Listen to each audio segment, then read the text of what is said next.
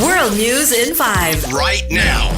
News and developments making headlines around the world in 5 minutes. World News in 5. Here on Radyo Pilipinas World Service.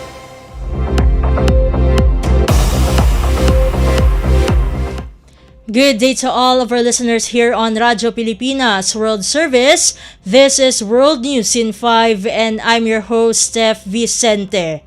Israel says it is now enforcing the ceasefire again in the Gaza Strip, drawing to a close the deadliest day in the territory since the ceasefire agreement was signed just days ago.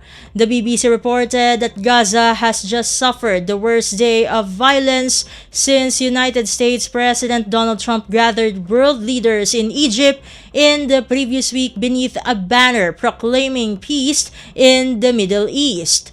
Dozens of Palestinians and 2 Israeli soldiers were killed as both sides, Israel and militant group Hamas, blamed the other for violating the ceasefire.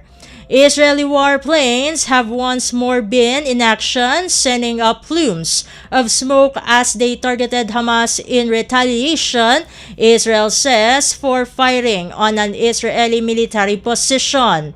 On the other hand, Hamas is accusing Israel of arming a criminal gang of looters that it says is operating with impunity in the Israeli-controlled half of the Gaza Strip.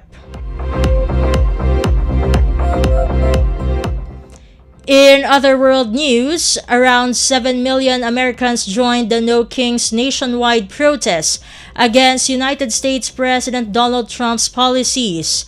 TASS reported that the protest, described as one of the largest single-day demonstrations in U.S. history, saw participants gather in more than 2,700 cities and towns across the country.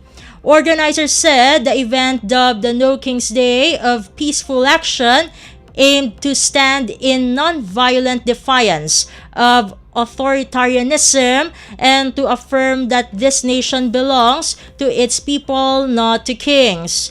The turnout surpassed the June protests, which drew about 5 million people across 2,100 locations, coinciding with Trump's birthday and a military parade in Washington.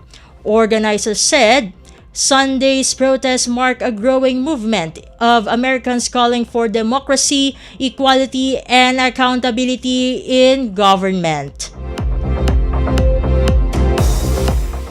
And finally, King Charles and Pope Leo are to become the first British monarch and pontiff to pray together at a church service since the Reformation in the 16th century. According to a BBC report, this historic moment will be in the Sistine Chapel in the Vatican during the state visit of King Charles and Queen Camilla. The aforementioned church service will bring together clergy and choirs from both the Roman Catholic Church and the Church of England, of which the King is the supreme governor. The visit is considered an important symbol of reconciliation in a trip that will also see the first meeting between the King and the new US-born Pope. The state visit to the Vatican has been rearranged after the previous visit was postponed because of the ill health of Leo's predecessor, Pope Francis.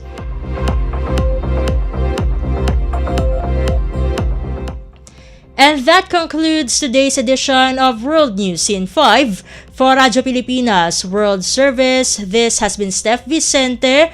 Good day and stay safe, everyone. World News in 5. Right now. News and developments making headlines around the world in 5 minutes. World News in 5. Here on Radyo Pilipinas World Service.